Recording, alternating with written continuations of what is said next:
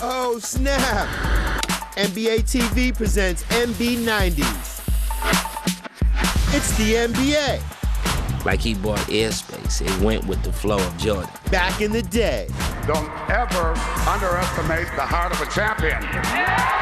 In the decade when the shorts got longer, the players soared higher. Elevates and throws it down. And the game went global. We've got all the players. The things he was doing, like, man, we never seen this before. And the looks. My Detroit players. The 90s were bad for clothes, we know this. And rivalries that were off the hook. 37 points in like 15 seconds. So chill on out. We're keeping it really real. My general idea was to dunk on everybody. Right here on NB90s. As the 80s were coming to a close, a decade of domination by the Boston Celtics and the Showtime LA Lakers was coming to an end. But a new group of stars was ready to take their place. The new school that came in, they still had that go-get-it mentality, like the 80s.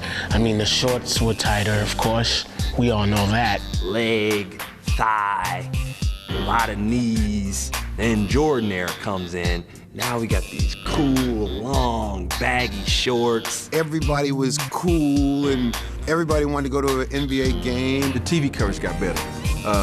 Then the internet started taking off. All these things came together at once. The NBA just started taking off. Here we go. And the two hottest new destinations were Orlando and Minnesota. When the league went to expansion, off of the championship teams, guys get dished off to the new team. Minnesota selected Rick Mahorn of the Detroit Pistons. Watch carefully as the Timberwolves will be howling. The first tip in the history of Minnesota Timberwolves basketball. It wasn't like we got new teams and it got weaker. They got new teams, they jumped right on the bus and the bus kept rolling.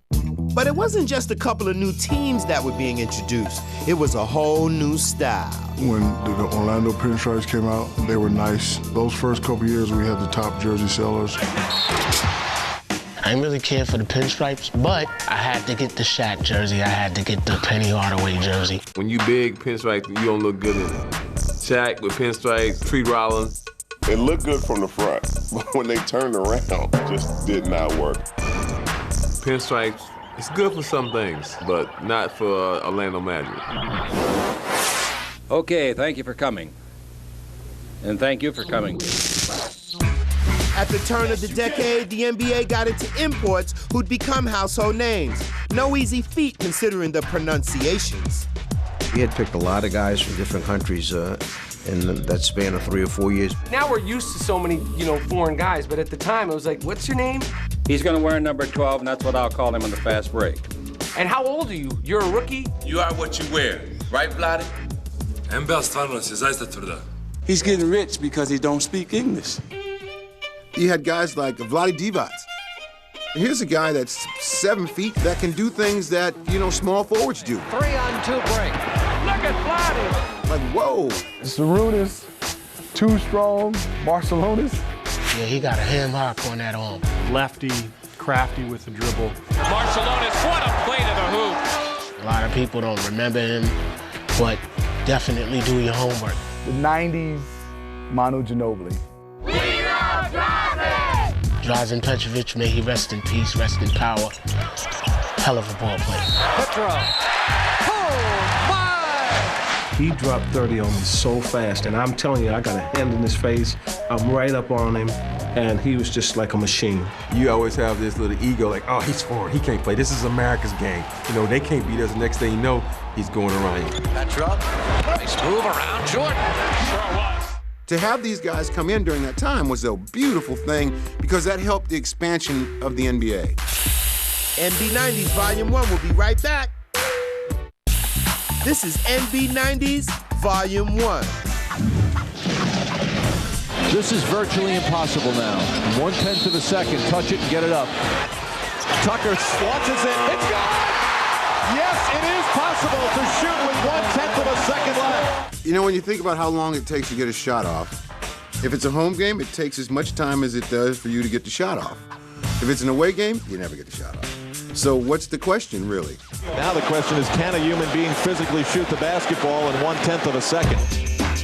Trent Tucker's shot in the nick of time forced a rule change that required 3/10 of a second on the clock for a player to catch and release. Trent Tucker, that game versus the Bulls, you know, he got it, he had a cup of coffee, and then shot the ball. He's the one that put the .2, .1, the points in the second.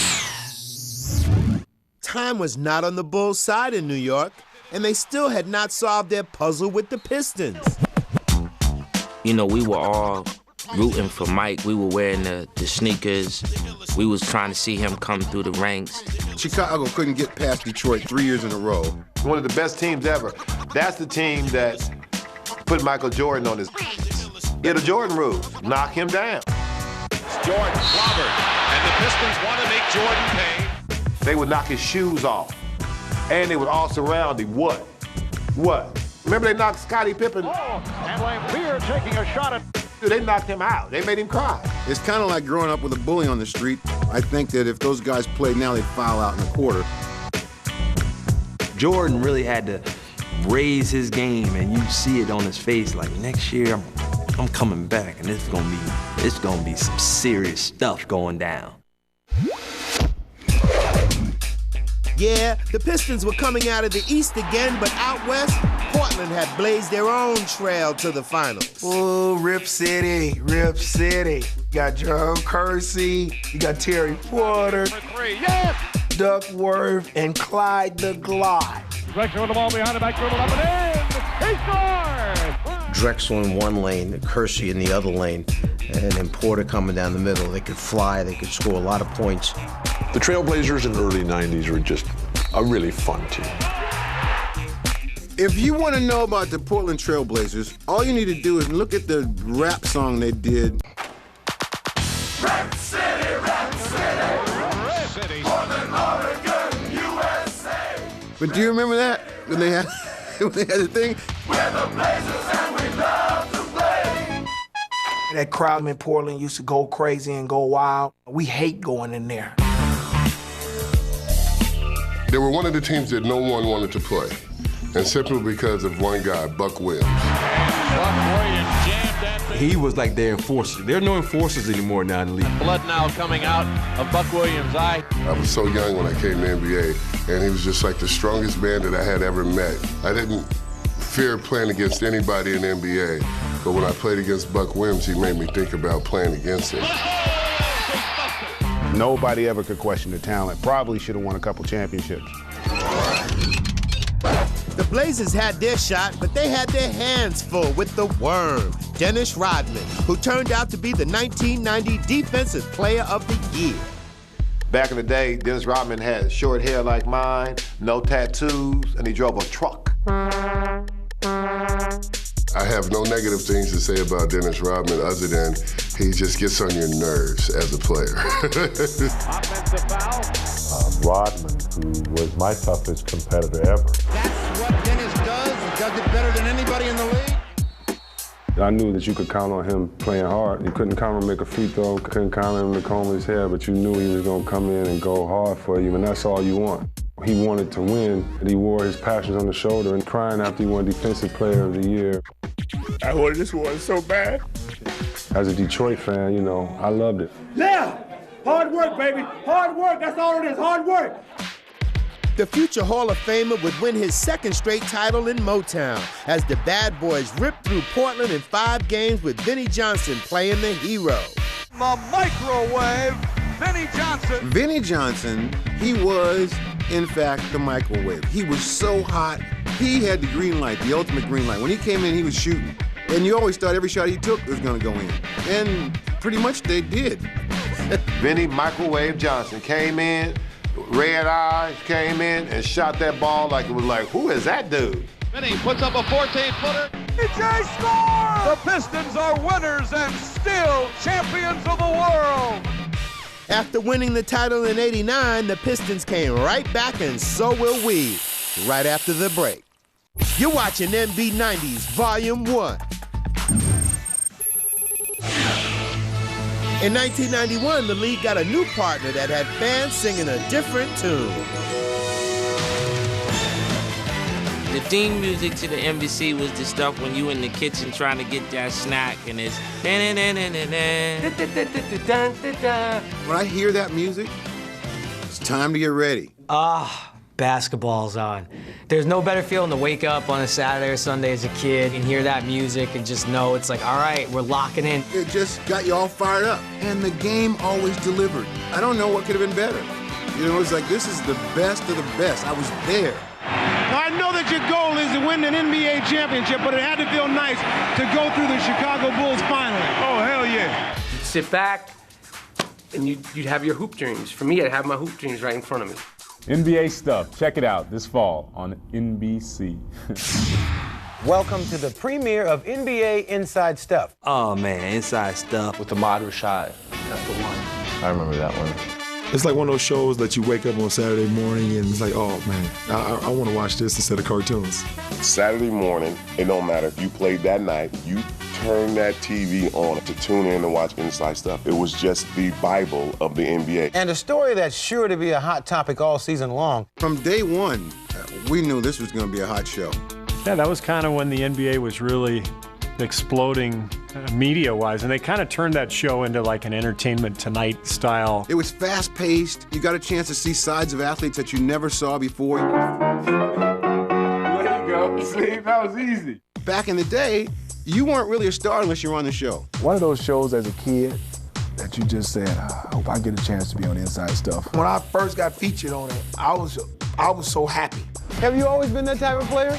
All the time. I think I get that from my father. My father tell me to go out there and talk to him, get him out the game.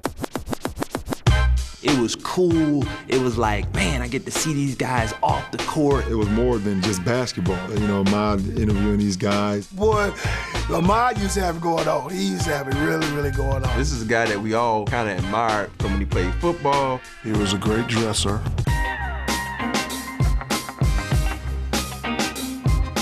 He was so smooth. He inflicted his smoothness to make a ball player feel comfortable so he can eject the knockout punch, the question to the answer we all want to know. I don't know how he got connected in the NBA. That was the one thing that I didn't understand. It's like, it seems like he played basketball. Well, ain't you supposed to be catching passes? Like, what's your affiliation? But he knew his stuff. Willow Bay was fine. Willow Bay. Hope I get a chance to talk to Willow Bay.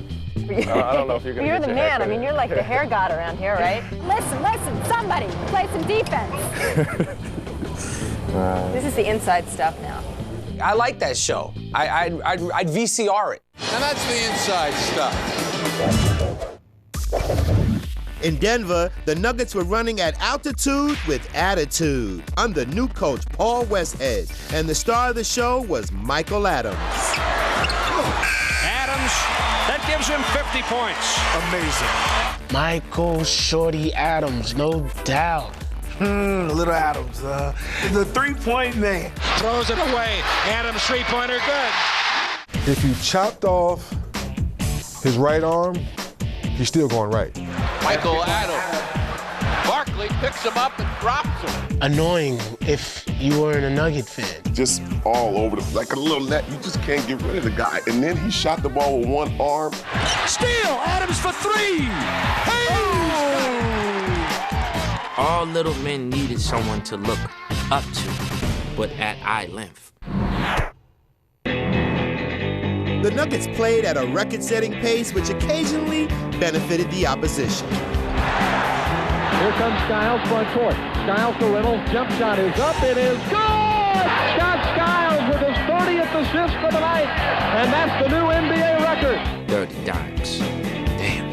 He is not a pretty player, but he is a tough player. Running that games as if your name was Scott Skiles. He looked like he never took no. Yeah, I'm the white boy. I'm official. I'm up in here.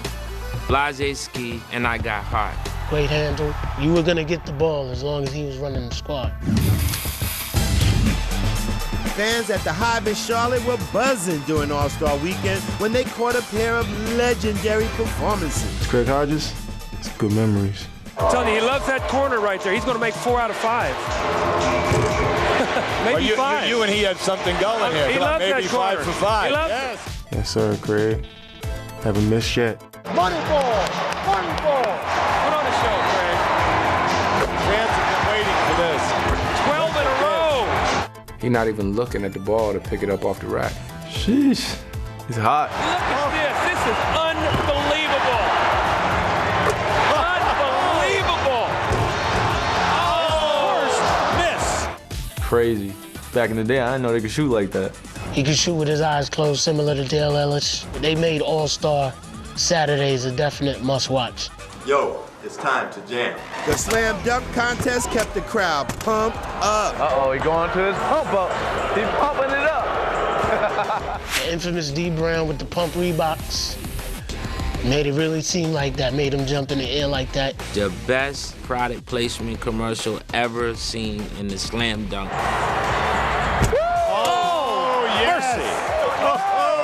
D Brown with the close your eyes dunk. Unbelievable creativity. Oh, my. D. Brown. I think he was peeking underneath it, no doubt about it. Can I see the rim? Yes, I can see the rim. Whenever I see him, he definitely lets me know that he was the slam dunk champion. And I'm here to let you know there's more MB90s on the other side. You are watching MB90s Volume 1. Karl Malone was the mailman because he always delivered. Naming the three-headed attack in the city by the bay was almost as easy as ABC. Was that Run CCP? Not for Tim Hardaway, no. First take T, then M, then take C. Put letters together and you get a word. Run TMC. Run TMC. Fast breaking down the ball of the shovel. The Richter reverse dance. Push the foul. Perfect. They all fit so wonderfully together, and they put on a show. Rolls it over to Richmond with authority. Come on, Run TMC. You already know what it is. It flow. Bat, dat, dat, dat, dat, dat, dat. Here's Hardaway now. Hardaway with a great pass. People couldn't stop us. They didn't know what we were doing because we didn't know what we were doing. If they went to the playbook, we'd be like, what are you looking at? Because we might have a playbook, but we're not running them tonight. We're just running you. And the Warrior fans are a happy bunch. I want to be a part of that. Let's go. Run TMC. Let's make it happen. Look out, here comes the Hardaway Express. Mr. Crossover. He had the greatest crossover ever. He would put you to sleep with his little slow dribble, then he would switch that crossover up on you. This is what I do when I come down, freak him like that. There's the crossover. Way to freak him. You knew it was coming. It's coming. A lot of people did it. Magic Johnson did it, but they didn't do it at that low volume. Tim crossed over really quick and actually named it. The killer crossover. Oh, brother. Hardaway. That guy's got skills. My nickname is The Rock. Mitch was like the man guy. Yeah, they call me The Rock. Man, he was rock. He was strong, and he was gonna get his points. Mitch Richmond. Mitch was a bad boy. Big block by Richmond. The ability to just be physical, and it was easy for me. I love the contact. When God made a basketball player, he just carved Chris Mullin out and just said, this is a player. You know they want to get the ball to Mullen, wouldn't you? He dribbles, he stops, he shoots over Magic from 21. Oh, he hit about a 30-footer. Chris Mullin, straight from Brooklyn, better known as Crooklyn. Brooklyn is in the building. We're here. Chris Mullin lived basketball. Couldn't get him out of the gym. As a working man does it just a little better. A working man works overtime. He was always in shape. He was always in the gym, calling us, talking about let's go work out, let's go play. Tell Nelly, put me back in the game, man. I'm just about getting hot. A white guy who could jump that big, but still averaging 25 and will bust your in a second. Look at Chris Mullin. When the curtain went up for the 91 playoffs, MJ took his act to Broadway. That was dirty. That was... Oh, please, let's see that again. 100 times. They should have teed up Jordan. Like, you can't make 3 guys look bad on one play. First of all, how he crosses him and comes back, Pat Ewing, and he just slams the ball. But more importantly, it's on 34th Street, so it's like a Broadway moment. Ewing's hand, if you look at it, comes here, right by the rim, and then Jordan's hand comes up like this. And it's like, whoa, okay, all right, there he goes. And then he did it in the Garden, man, against the Knicks, man. I was sick. The Pistons' reign in the East was built on a rough-and-tumble style of play that served them well. That is until Michael Jordan and the Bulls finally had enough of it. It was all about getting over that Detroit hump. They get tired of getting knocked down. Putting the move on Duval. The Bulls on fire. They would have to accept the beating that we was given. 3 straight years of playoff frustrations were eliminated when Chicago finally got the best of Detroit to advance to their first NBA Finals. That's what the 90s was, getting the Bulls out of the East to see the Lakers in the West. Michael Jordan, Magic Johnson. That series was the changing of the guard for who was the top NBA team. Jordan with the step and the bucket. Scrolling, alley-oop pass underneath the... Oh, it's good! Yes! Yes! Yes! And you had to hand it to MJ for his first iconic finals moment.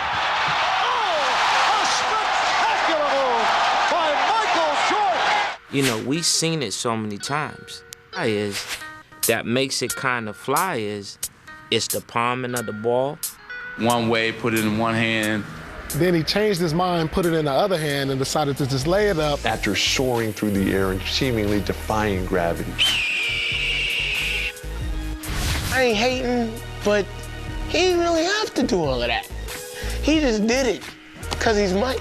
Not many people jump high enough to have different thoughts before they hit the ground. Normally when you jump, you got one thought and then you hit the ground. But to jump and stay up there that long, he might have had 2 or 3 shots before he decided to do it the other way, because that's the way he used to hang during that time. It seemed like he did it and he had a little bit more hang time. Like he bought airspace. It went with the flow of Jordan. I buy rent up here. This is what I do. Michael and the Bulls had just the perfect forum to launch their dynasty. And the Chicago Bulls have won their first ever NBA championship. People ask me, can I fly or do I like to fly? Well, I think as a team, we've shown people that we can fly. Before we all get choked up, let's call it a wrap-up. For NB 90s Volume 1, it's your boy, Fab Five Freddy. Oh, snap! NBA TV presents NB 90s. It's the NBA. Like he bought airspace. It went with the flow of Jordan. Back in the day. Don't ever underestimate the heart of a champion. In the decade when the shorts got longer, the players soared higher. Elevates and throws it down. And the game went global. We've got all the players. The things he was doing, like, man, we never seen this before. And the looks. My Detroit players. The 90s were bad for clothes, we know this. And rivalries that were off the hook. 37 points in like 15 seconds. So chill on out. We're keeping it really real. My general idea was to dunk on everybody. Right here on NB 90s. The coaching carousel was spinning prior to the start of the 92 season, and when it finally stopped, a real big star landed in New York City. Welcome to the Big Apple, Pat. Obviously, when the Knicks signed Pat Riley as the coach, I was extremely fired up. I think Pat was looking for more challenges. And New York is New York. In terms of basketball, it's the Mecca. I'm excited about being with the Knicks and having the opportunity to build something significant. Just like finesse, the hair, the suit. Like, all right, this is gonna be fun. You have Pat Riley coming into the fold. They became legitimate. He changed his style of coaching when he came to New York. Pat Riley has great pride in defense. That is what he is going to stress to his team. You really saw that the no layup rule. Brought the bully ball to New York. It was that bump and grind that toughness of Anthony Mason, Oakley, and a John Starks. We were physical. We wanted to keep hands on you. We wanted to keep bodies on you. You can see the teams start to say, we're good. I mean, we're just going to stay out here. And if you weren't hitting your jumper that day, you weren't going to beat the Knicks. Pat Riley was all about winning. Came to New York, marquee team, turned the team around immediately. That was like a great move for the league because it created more excitement in the East. But basketball took a back seat when the start of the '92 season brought a shocking announcement in Los Angeles. Because of the HIV virus that I have attained, I will have to retire from the Lakers. It was the most devastating thing that I've ever heard. I cried like a little kid. He just took it right in stride. It was like he was not going to let him throw him off in his life journey. The fans demanded an encore and voted Magic into the '92 All-Star Game. And the all-time great put on a performance for the ages. He's going for the MVP. Magic makes his cameo in the All-Star Game and lit it up. Three-pointer, yes, oh my! And he became like a poster child for HIV, that you could get through it, you could be positive, there was a chance, there was something else. Maybe you'll see me back, maybe you won't, but I'll remember all these good times this afternoon. I'd like to thank you for sharing this with me. Thank you. There's no other way you can say it. He's Magic. He is Magic. And B90s will magically reappear after this short break. The New Jersey Nets have looked with envy across the river at what the Garden has and what the Knicks have. Chuck Daly always had an eye for fashion and liked what he saw coming together in the Meadowlands. Fast break, New Jersey. Behind the back to Kobe. It was a camaraderie of guys that really just enjoyed playing with each other, and that made it a lot of fun. That team had a chance to be a real dangerous club in the playoffs. There were a lot of pieces with that club. DC was definitely a beast. At 6'10", dribble, shoot, pass, block shots. He just can do so much. Drazen Petrovic, sharpshooter indeed. Whenever I would get double in the post, he's like, just kick it to me for three, DC. Petrovic for three. I just remember chasing him off screens. He's nailing these 28-footers. Drazen Petrovic. You gotta love this guy. Mr. Chibbs, Kenny Anderson, Left Rack City in the building. Kenny Anderson used to kill us when he was on the Nets. Crossover. What a sweet move by Kenny Anderson. For whatever reason, New York breeds great point guards who never play for the Knicks. We had a great team, but the East was so tough. The talent pool in the East was out of control, and a crafty Cavaliers point guard kept Cleveland rocking. Mark Price. You just put him in a backyard on a barn, and they put a basket up there, and that's the kind of guy he was. One of the most underrated players ever. You know what? He really didn't get all his due. Under radar and publicity, but over radar when you had to leave him open at the top. 3 seconds left. Price for three. Yes! Turn your back, you might get shot with a nice swish to the net.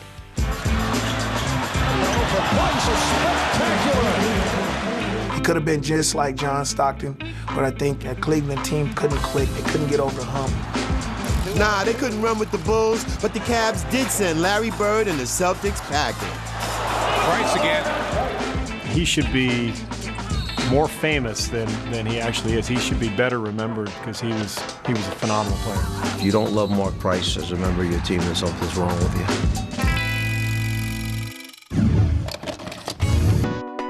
When the Bulls went looking for a head coach, they didn't have to go far to find someone who brought a style all his own. Look at that stash. The hair was looking good, but you gotta check the mustache. Nice bushy mustache, and got a little mini fro. Looks like his days as a member of the New York Knicks under Red Holzman and crew. He was a genius with the mustache. Just keep playing hard. Phil can pull things off that other people can't. Remember, he's 6'10", has those wide shoulders, He got the nickname coat hanger because of his wide, straight shoulders, which made him kind of look like a coat hanger was stuck in his shirt. A look for Phil that might be okay or acceptable might not work on somebody that's 5'7". PJ is so relaxed and so laid back. No one could take him out of his temperature. He coached at 40 degrees. You never saw him lose his cool. I called him the weatherman. He always stayed cool. I'm slamming. We're all jamming. And check out this video.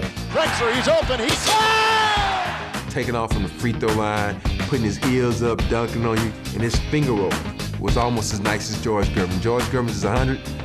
Clyde is like a 99. Drexler takes it in. Oh, my goodness. Didn't touch anything but molecules. Freak of nature athletes, because not too many guys that just love to run. Clyde, yes, sir. Clyde, the glide. Very humble guy, but can fly. Playing against him, you just said he's just evil, Clyde, strong. He's too big and too strong to be playing. The only basketball player I know to wear a V is and fly through the air like that.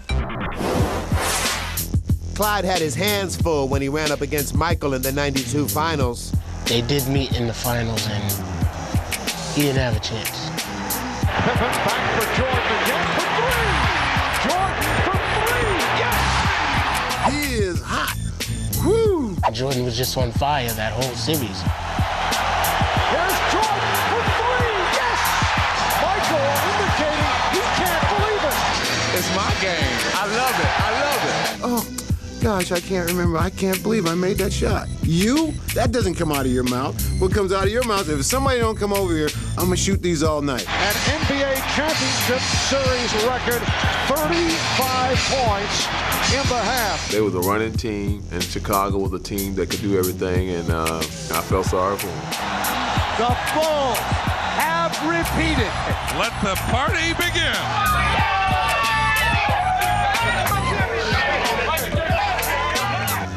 Speaking of back-to-back, NB90s will be right back. You are watching NB90s Volume 2. Shaquille O'Neal was a larger-than-life character, so it was only natural he would end up in the Magic Kingdom. Shaq, please have an autograph, please.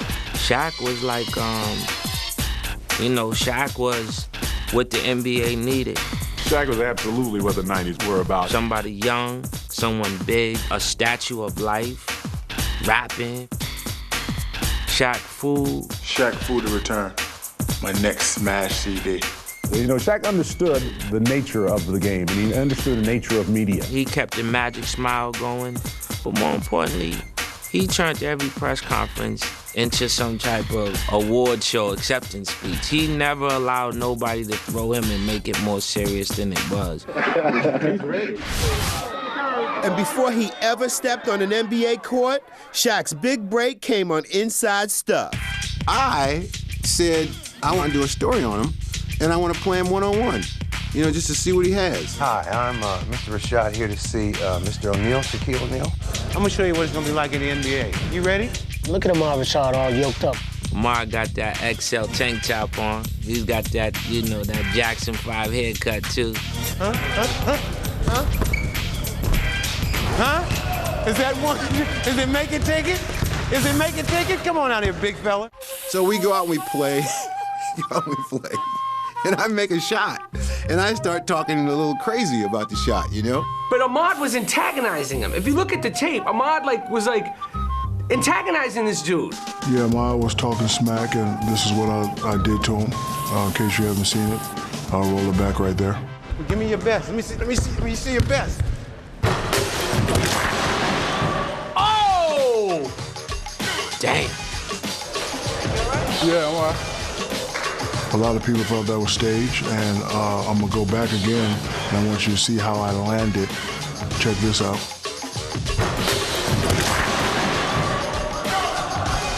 As you can see, I landed on my neck and my back. Who stages that? Is that all you got? Yeah. As a new legend was making his debut, Larry Legend was gracefully exiting the stage. Yes, I'm going to miss playing for the Boston Celtics, because I was very proud to play for the Boston Celtics. Absolutely remember that night. That's Larry's retirement night. Magic Johnson, I mean, it's only right. Those two were attached at the hip. To have Magic revealed shirt, I thought that was the classiest touch. You only told me one lie in your career. Larry Bird said that there would be another Larry Bird one day. And Larry, there will never, ever, ever be another Larry Bird. Magic and Larry had sort of had that come together moment where they realized how important they were to each other. You couldn't have had a better opponent, a better man that he battled against to send him off. Tonight, my basketball career is officially over, and I had a blast.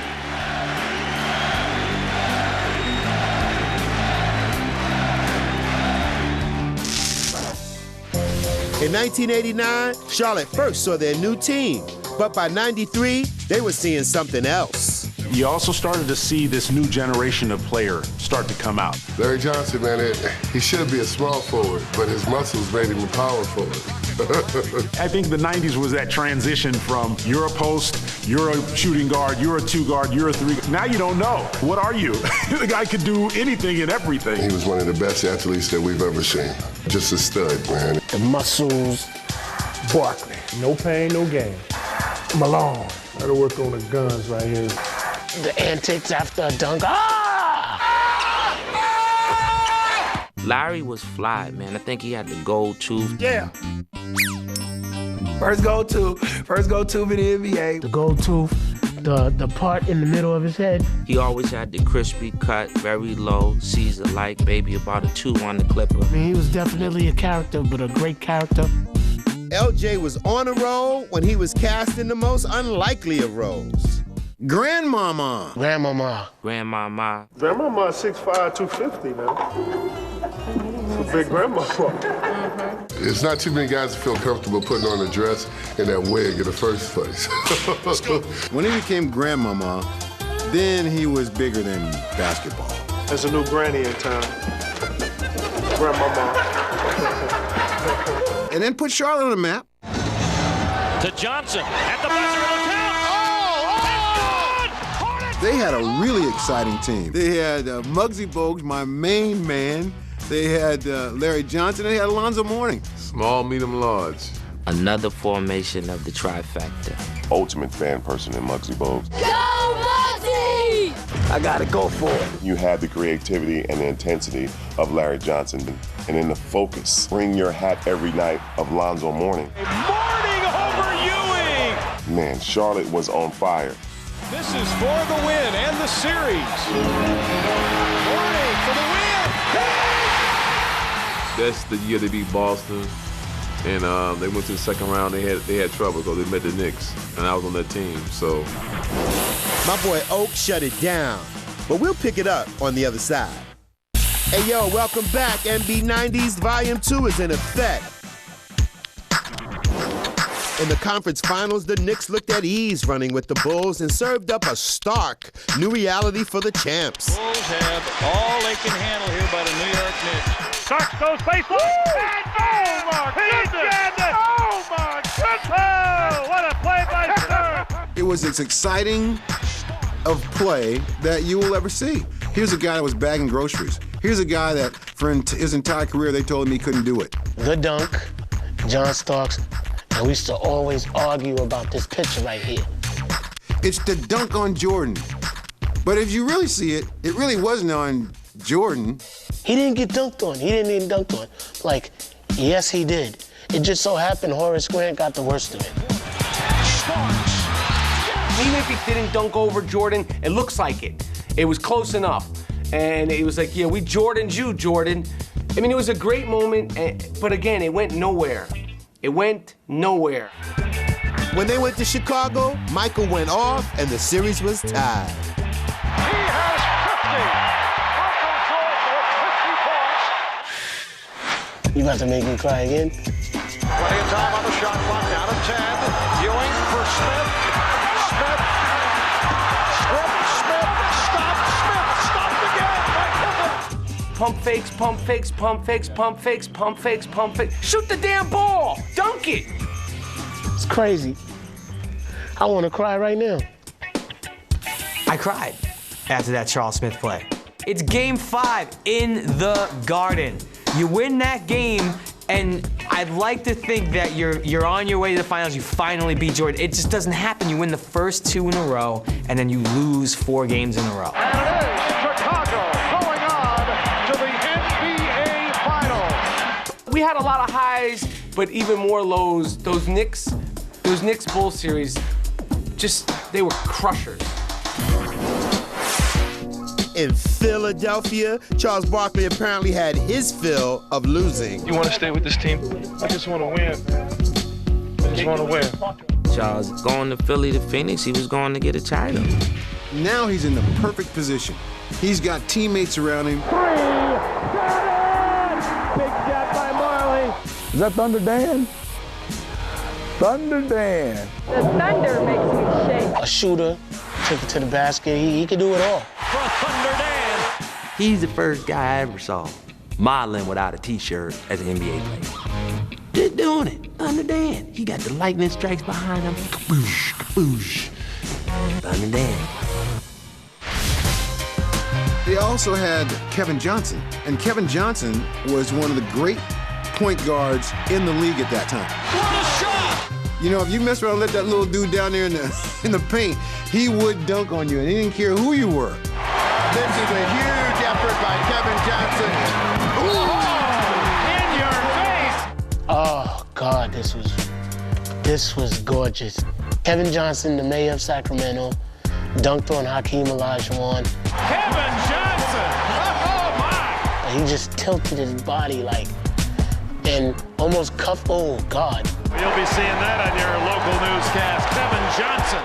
I mean, that was just one of the best defenders to ever live. Just oh, God, Olajuwon should have considered retirement after that. Surrounded with talent in the Valley of the Sun, Sir Charles was in charge. Charles Barkley was something else. He would get the ball on the fast break and just be gone. Here comes Sir Charles. Whammo! And he would dunk and swing on the rim from all the momentum. Don't get in his way. Rebound with 7-footers. Push the basketball like a guard. Look out, here comes Phoenix. Oh, look at that pass. Oh, my goodness. As a player, he's MVP. Undoubtedly one of those guys, top 3, top 5, every year in the era when basketball was at its best. Barkley would be named MVP in '93 with a personality that was as big as his game. What can you say about Charles? I mean, he's the guy that does no wrong. He's Charles can say what he want, do what he want, and people love him. Hey, Charles. Charles Barkley, just so much fun. Happy. The joyous celebration of life.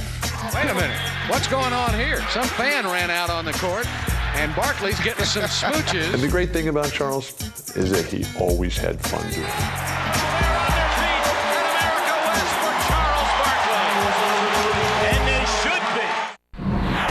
Barkley was at the peak of his powers and played like he was on a mission. Barkley, 20-footer, yes, with 1.8 seconds.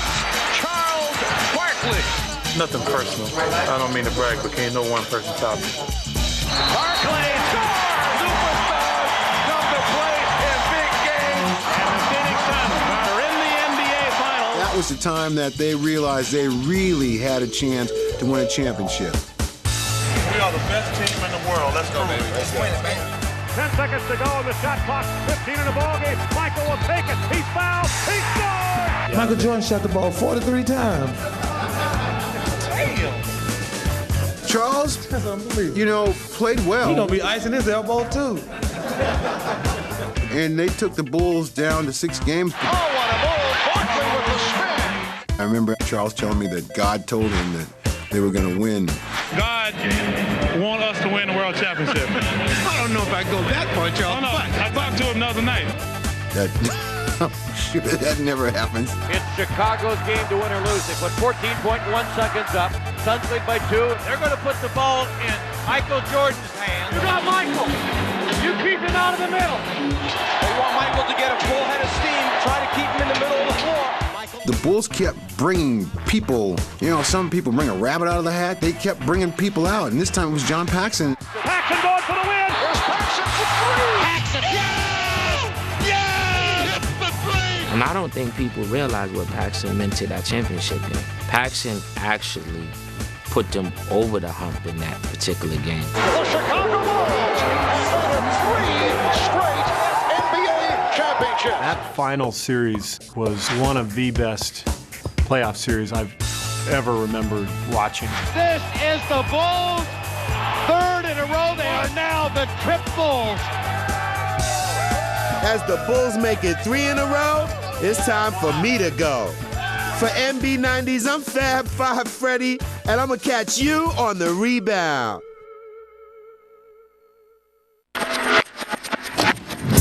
Oh, snap! NBA TV presents MB90s. It's the NBA. Like he bought airspace. It went with the flow of Jordan. Back in the day. Don't ever underestimate the heart of a champion. In the decade when the shorts got longer, the players soared higher. Elevates and throws it down. And the game went global. We've got all the players. The things he was doing was like, man, we never seen this before. And the looks. Detroit players. The 90s were bad for clothes, we know this. And rivalries that were off the hook. 37 points in like 15 seconds. So chill on out. We're keeping it really real. My general idea was to dunk on everybody. Right here on MB90s. Shaq teaming up with C-Webb in '94.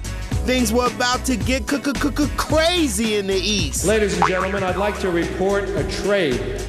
But it was Penny Hardaway who would make a little magic with Shaquille. I'm thinking Penny Shaq, you got the next magic ring. The Chicago Bulls have won 3 straight NBA championships. But that run was in jeopardy once MJ announced he was walking away. When I lose the sense of motivation and the sense of to prove something as a basketball player, it's time for me to move away from the game of basketball. And what was on deck? Batter up, batter up, batter up. Shouldn't have never did it. His airness was going from basketball to baseball. We've all played a little League baseball. And we've all dreamed about playing Major League Baseball. And there's nothing wrong with going out and living your dream, man. At the time, I thought he was crazy. That was the Birmingham Baron. All my people from Alabama was like, man, I'm going to see MJ play. I said, what, is he hooping? No, baseball. I said, huh? Michael Jordan, the deck hitter. When I heard he was gonna go play baseball, I'm like, you know what? He's probably gonna be great at it. And then he goes and puts a baseball uniform on with the socks and the thing, and he's running and he's got these long legs and... I remember the pants being like long and his long legs and he's 6'6", and who's 6'6" playing in baseball? Like, what are you doing, man? I'm willing to take a couple of hits. He crazy. God bless him for trying, I mean, but do that on your own time. We want to see you do what you do. We want to see this. We don't want to see this. And Michael wasn't the only legend trying out a new gig. Let's welcome back an old friend of ours. We certainly will all be trying to do our best to help him become as successful as a coach as he was as a player. I'm happy to be back, and I'm looking forward to the challenge because basically that's what it is, a new challenge. Let's go do some work, baby. The ball to Campbell, turns underneath, they block his shot. Good play by Kenny Norman. Irvin Magic Johnson, as a coach, was not a good idea. What was that? Magic Johnson coming back as a coach. First of all, I don't know if they'll be able to see that picture. One of the worst ties ever. Magic had some of the worst ties. I think he only coached like 14 games or something like that. Not many. It didn't take him long to figure out that, you know what? You gotta have players to be a coach. Yeah, Lakers have some serious issues again. You could almost see him on the sideline kind of trying to will his team to do what he would do, and it's like, you know what, you're Magic Johnson, they can't do what you do. Magic saying, guys, full court pressure. I've told you in the practice session. You know when you conquer something and then you retire, and then you say, hey, I want to do something else I love. I wanted to do this. Go ahead and try it.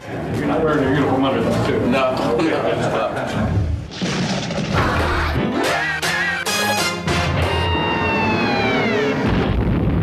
Who could that be? David Robinson ranked among the 90s best, despite the confusion about his rank. Is he the general or the admiral? The admiral, or like Avery Johnson would say, the admiral. Anderson and a 4-on-1 to the admiral. You know, whatever. I'm not from the military, but I know his status. He was great. David Robinson was a beast. He run the floor like a gazelle. Spurs to run. Robinson ahead of the field has it. Oh, a 360 spin. David Robinson. Oh my gosh. Admiral, 3 in the lane. What a perfect player, what a perfect man. David Robinson, the Navy, man, what can you say? Always kept the guns. He was like the first cock diesel center. Hey, it's your neighborhood. You don't know it's his neighborhood. He won the scoring title. He won MVP. He scored 70-some points. That's almost not heard of. Give it to David. Double team by Wood. Takes the jumper. Yes! 71 for David Robinson. To look back on it now and tell my kids, hey, I scored 70 points in a game, and they're like, you? You scored 70 points in a game? That's ridiculous. In it goes, and this time Robinson beats the double team. I've been fortunate enough to be able to do a couple neat things in my career, getting that quadruple double. Down the lane goes Robinson, already with a quadruple double. That was a lot of fun. NB 90s Volume 3 will be right back. This is NB 90s Volume 3. In his rookie season, Chris Webber broke out his own Bay Area funk. When we talked about C-Webb, and you saw him at 12, you said, he's a pro. This is where we were going in the NBA. We were heading in this direction. Webber! What a move! He was the best big guy I ever played with. One of the most gifted and talented forwards of all time. Pass right down to Webber. He turns. Look up behind the back. And the step and the foul. What a play by Webber. Spectacular. I remember Charles Barkley saying that he was pissed off that they made a commercial out of that. So he's blocking, trying to block it. Oh, wait, he's too high. He's too high. He did get dunked on nice right there. Chris Webber was hip-hop.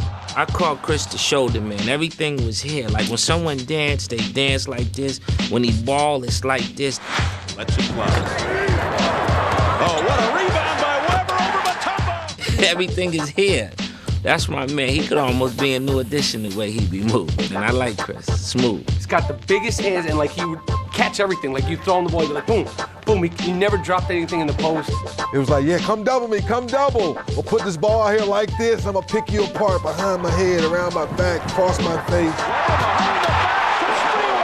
It looked like he was always bragging in his game. He was the chip on the shoulder guy. Also out west, life on the road could get a little rocky for Denver's Mount Mutombo. The mirror that I'm washing my face, I can't even see my face. I hit my head in this stuff here. So what I gotta do, bend my head, bend my knees to take a shower. So by the time I finish taking a shower, I might have a cramp. Who knows?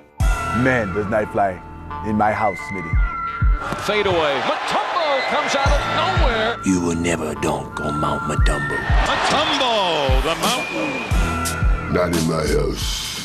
But Dikembe had it all locked down when it appeared the top-seeded Sonics were about to sweep his Nuggets out of the opening round of the '94 playoffs. Young Mutombo was waiting for them. And Mutombo comes over to swat it away. Kendall Gill, Mutombo again. So he blocked my shot, he waved that finger.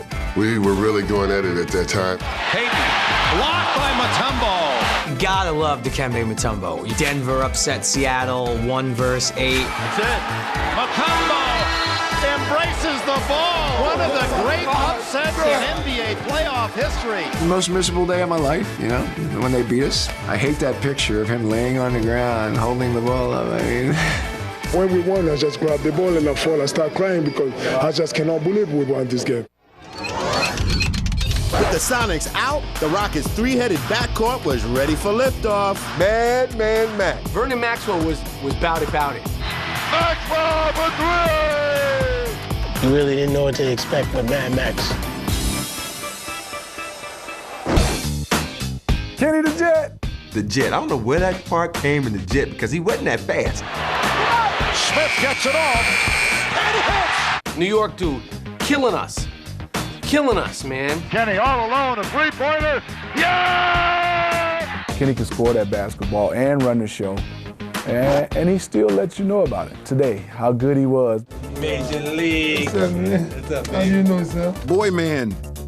You know, he was, I don't know how old he was, 21, but he played like he was 31. Sam all the way to the basket, up, yes! Doing the foul. Sam Cassell, the Predator. The guy has so many different moves. Wheeling and dealing, another like smiling. Teeth for days. Sam Cassell had teeth for days. Yeah, here I come. Sam Cassell, Sam I am. He would talk to everybody while still kicking everybody's butt.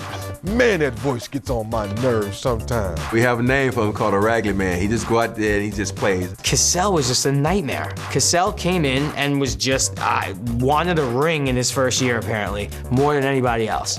The championship chase was interrupted by the most infamous chase of the decade. You knew something was up because it was such a big game, and there was this buzz in the crowd, and it was like the people weren't as focused on our game. And this is the NBA Finals in Madison Square Garden. You know, it's no bigger event. We are, of course, mindful of the O.J. Simpson situation, and we will apprise you of any new developments.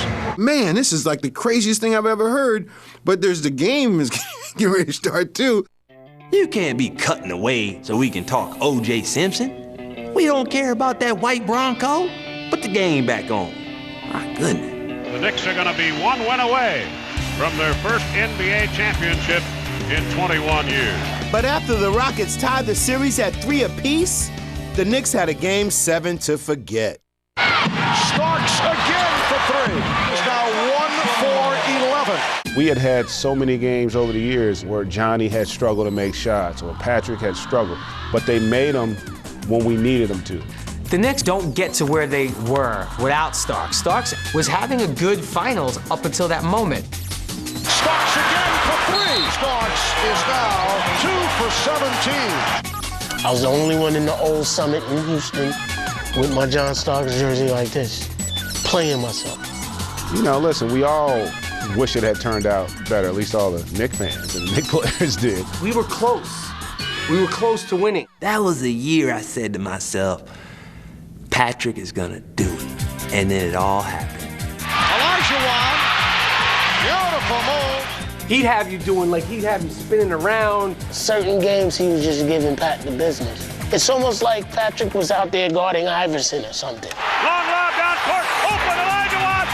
Tomahawk jams it home. And the Houston Rockets, led by Hakeem Olajuwon, are the world champions of 1994. That's the inside stuff. Hey, y'all like the show? Let us know. Hit us up on Twitter with the hashtag NB90s. Come on, y'all. You are watching NB90s Volume 3. We're the rookies of the year, and we love this game. Jason Kidd and Grant Hill. The league was in their hands to take it to the next level. Co-rookies of the year, I would have had a hard time picking rookie of the year that year as well. Grant, you sure were good tonight. Grant Hill was a monster in a Detroit jersey. Believe it. Crossover dribble between the legs, gutting on the run, he got it. We had that chance to rearrange the position small forward. Buckle up! Oh, baby, what a play by Grant Hill! I don't think anybody's played point guard like Jay Kidd since Jay Kidd. You knew that, man, this guy, he's got a chance to be special. He has one of the craziest basketball IQs on the fly. When you play with Jason Kidd, you better be alert. You never know where that ball's coming from. The great thing about myself and Jason, we knew that, you know, we were good players, and it kind of fueled you. It was a respect thing. All right, what's next on the menu? You can't forget about the big dog. They said you had to feed the big dog because if there was one thing Glenn Robinson could do, he could shoot. Woo! His shot was lethal. You knew that if you didn't come to play, I mean, this guy could go crazy on you. He was like one of these dudes who didn't sweat much. It just looked like it just came too easy. And you're like, yo, man, you're out here with Barkley and Jordan. Like, yo, you better start sweating, man. I always loved going to Milwaukee. Can't believe I said that, but I always did because I got a chance to go against the big dog. Yeah, but knocking one down from long range wasn't quite the same feat when the NBA moved in the three-point line. 22-footer, yes, and it's a three-point gun. I didn't like when they shortened the three-point line because it seemed like everybody could make that shot. Out to Rodman for 3. Hey, Dennis! When you move it in, it becomes a layup for most of the people in the league. I think I took the most threes out of my career that year they moved it up. I'm like, what are you doing that for? Dennis Scott from the old three-point line, all bottom. This is already feeling good to me out here. You're going to move it up some? They said, JYD, we want you to shoot some threes. There's no way Jerome Williams is going to take the shot from out there. I still didn't shoot any, so they moved it back. In the spring of '95, rumors were flying that Ed Jordan was about to soar once more. Michael Jordan has returned, and he's wearing number 45. I never was able to wrap my head around the 45. It just didn't look right. It didn't fit right. It was 45. That's somebody else. Welcome back. Hello, Michael. What's up, big dog? What we got? Came back, hit a game winner against me. In and out and knocked it down. Jordan for the win. Yes! Gave me the... He is now back!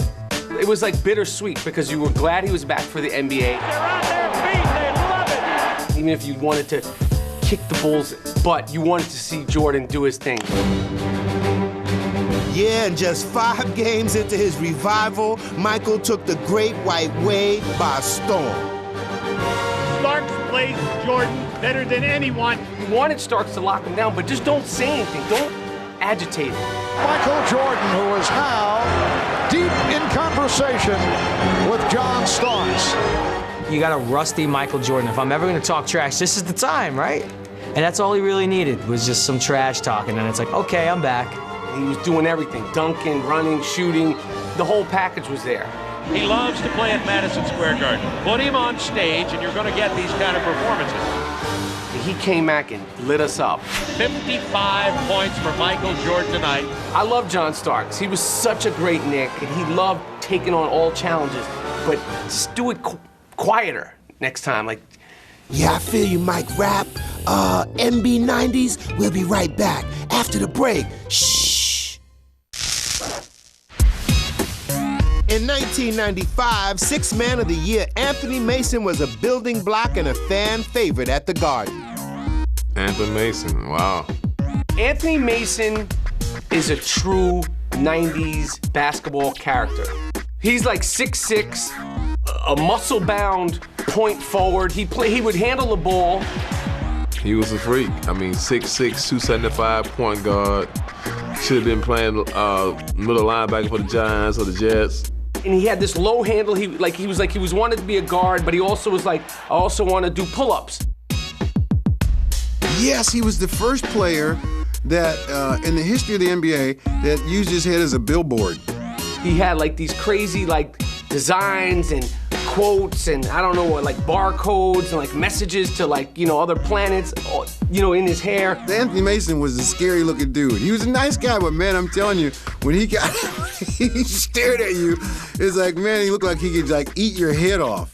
One other note, Charles Smith. Whenever he got the ball in the post, help, help, I need some help. When the conference semis rolled around, the Knicks and Pacers added another chapter to their heated 90s rivalry. We used to battle with the Pacers a lot. Reggie, Spike Lee. It was amazing that the energy. So it was always drama. They just matched up so well. Reggie was the guy that pushed all the buttons, that would say little things that would upset you, and that was the master at it. He used to get under John Starks' skin so much that John wanted to beat him up. And John Starks has been thrown out. Slowly, every year, the Pacers were getting closer and closer, and eventually... Miller for 3, and he got it. Reggie Miller hits a 3, it's like, oh, all right. And it happened so damn fast, man. I still don't remember all of it, to be honest with you. Inbound the ball, He pushes Greg Anthony, falls, steals the ball. It's like, oh! And it's 105-102. And a steal. Miller retreats to the three-point line and hits again. So wait, we were up, how many, then you look to your friend, we were up, the game's tied? But he clearly pushed me, you know, and he also embarrassed us, I gotta be honest, you know. Reggie Miller scoring 8 points in the final seconds. 37 points in like 15 seconds, right? 8 points in 18 seconds, we were shocked. We had that game in the bag, and what hurts the most is we ended up coming back in the series, forced to the 7th game, but that's when Ewing turned into George Gervin. Down to 3, down to 2, Ewing, and it's all over. Womp, womp, womp, womp. Way out near the midcourt line, driving on Workman. He forces up the three. He had it! But the Pacers' chances went up in smoke when they ran into a couple of magicians in Orlando. Penny and Shaq, man, Penny was a beast. Oh, what a pass! Oh, that's the pass of the year. Those two back then just took the league by storm. Shaq, he was just Dunkathon. Shaq and Penny were so fun. They were so interesting. They were so exciting. They were the new breed. They were the next Kareem and Magic. The Orlando Magic's universally regarded as the NBA's team of the future. They were on TV as much as anybody else. They had as many endorsements as anybody else, as big a stars as movie stars. You know, they had Penny and Lil Penny. I thought he had tremendous potential to be, you know, one of the greatest players of all time, pre-injuries. Before Penny got hurt, I think he was as good as Kobe was around Kobe's 6th and 7th year. You think he has eyes in the back of his head? They had a kid named Dennis Scott. And Dennis Scott, one of those guys that you just could not leave him open. Dennis Scott was one of the best three-point shooters ever played in the NBA. And he had a swagger. And the swagger went together with he and Shaq. They were almost inseparable. Ping, ping, ping. Baseline fade away like Bernard King. Yeah, but the defending champion Houston Rockets, they had swagger too, and they were poised for another run. Corner for three, hit it! Mario Elie with a three! And they were making moves. Olajuwon has David Robinson just bamboozled. David Robinson, the reigning MVP, on top of his game. And Hakeem torched David. I don't know if David Robinson had on tennis shoes that play, but I think he had on skates. The way he was sliding from side to side, the pump fake, the left, the right. The Dream was the best player on the planet. Of course, I got a taste of that in '95 when they swept us in the finals.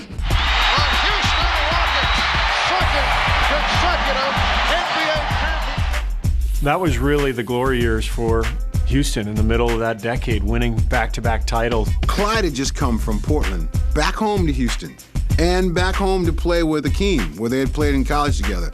Clyde the Glide finally gets the ring. Classic Clyde the Glide. But to have the honor to play with that guy and win a championship with that guy is probably one of the greatest thrills because he's gonna always go down as one of the best players to play this game. Don't ever underestimate the heart of a champion.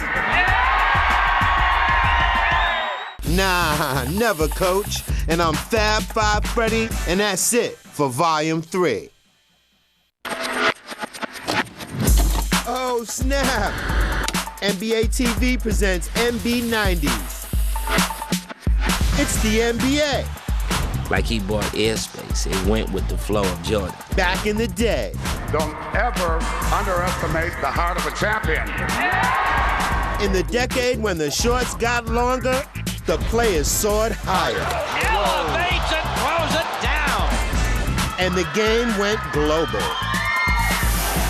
We've got all the players. The things he was doing, like, man, we never seen this before. And the looks. Detroit players. The 90s were bad for clothes, we know this. And rivalries that were off the hook.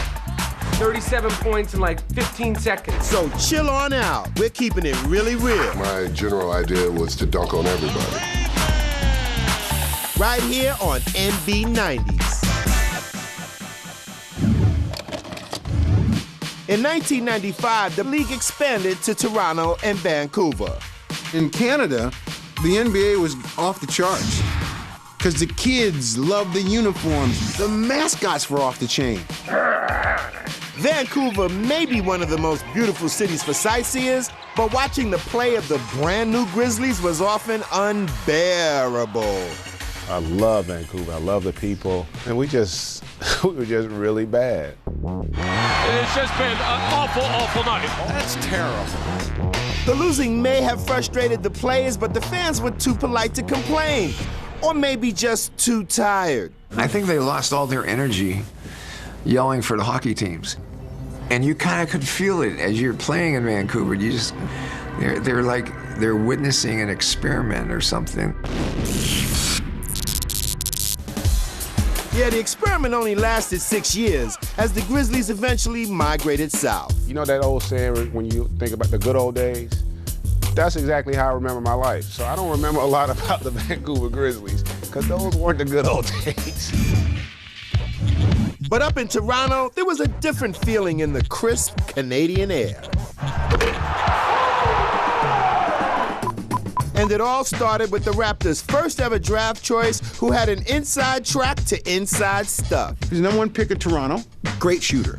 Great player, exciting player. Stoudemire pulls up with the jump shot and buries it. And thus the beginning of my main man Stoudemire. It's almost to the point where his name was Main Man Stoudemire rather than, what was his name? Oh, man, do that again. I didn't even know his name because it's Main Man Stoudemire. I knew there was something I liked about that Damon Stoudemire. He's my favorite player in the NBA and will be on the show every single week. My man, Damon Stoudemire, makes a tasty dish. His name was Damon Stoudemire, but to me it was Main Man Stoudemire because that's all I ever called him. Damon! Yeah, Main Man. That's what it was. But determining who was a main man was hardly an exact science.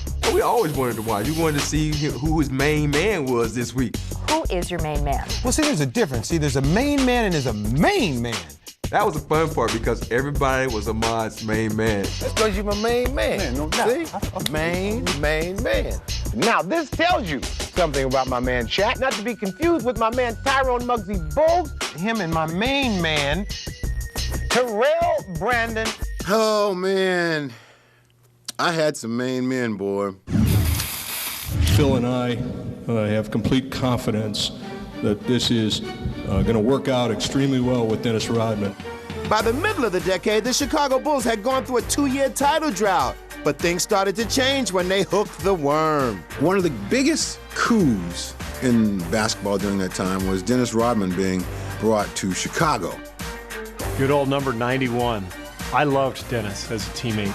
Cisco from Drew Hill. He obviously loves attention, but the man knew how to play. There's Dennis again. He is something to watch. He doesn't even have to score a basket to turn a game around. He's not the type of guy that you want to play against, but he's often the type of guy that you want to play with. That's what Dennis does. He does it better than anybody in the league. There's the worm doing his usual. Will battle you tooth and nail and get you upset while he's doing it.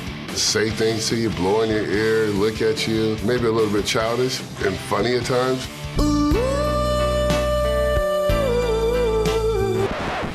Get guys frustrated, get them off their game. Whatever he wanted to do, he could do, as long as he kept getting those 18 rebounds a night. Don't forget to hit us up on Twitter, #MB90s. Get with the program. Welcome back to MB90s. At the 96 Slam Dunk Contest, Brent Barry brought game and a cool name. Dr. J, Air Jordan, what Barry? What's your nickname now? They call me Bones on the team, so I just stick with that. Bones. Bones Barry. First of all, Barry had a great hair day on that particular night. Like, it was made for the dunk contest. Like, when he ran, it was just kind of moving with him. Now, that had a little flavor to it. Was so confident, didn't even take off his warm-up jacket. He told me he forgot to take off his jacket. Yo, you're doing it in front of legends. Take your jacket off, man. He's going to bring out the free throw line. In the first round, he's bringing it out. But you know what? You have to love it because it's still a tremendous lead. I like this. That was cool. I give him respect because he said, you know what, I'm going to do my best, most difficult dunk early. I'm just going to do it right away so you guys see what I'm doing. You can see the players in the background, which is always one of the most fun parts of the dunk contest, seeing their reaction. I don't know how he got that because his brother couldn't jump and Rick Barry shot underhand free throws. So how is this happening? Like, what backyard are you hanging out in? In Chicago, Bulls fans were treated to some tasty dishes from Tony Kukoc. He was a fantastic player. Called him the waiter because he served everybody. He was one of those guys, when you look at him, he looked very unassuming. And then when you get on the court, he had all these skills. He could shoot the three, he could put it on the court, he could pass. He was what we call the Euro magic. No-look passes, dribble, shoot, drive. Just kill it. 1 second, that's got his chin! Tony with a big three! The Croatian sensation. One of the most talented, not just international players, one of the most talented guys that we've seen at that size. People are always going to talk about Scotty. Of course, they're going to talk about MJ, but Tony Kukoc made a lot of things happen for that team. Shot, give the ball right now to Tony. Tony would team with 3 future Hall of Famers to rewrite the record book. The Bulls finished the regular season 72 wins. They were motivated every single game. Every single game. What time is it? Game time! And the league was not weak either, so it wasn't like they were beating weak teams. I remember one time we were actually up. I'm like, man, we might be one of those teams that's gonna beat the Bulls today. Man, was I wrong. You know, it's the funniest thing. You never be in awe while you playing them, but when you sit back and you watch, you're like, wow, did they just do that? And the Bulls have been superb. Just by being part of that team, I was able to be a part of NBA history. I was pretty lucky. Question is now, who can beat the Chicago Bulls team?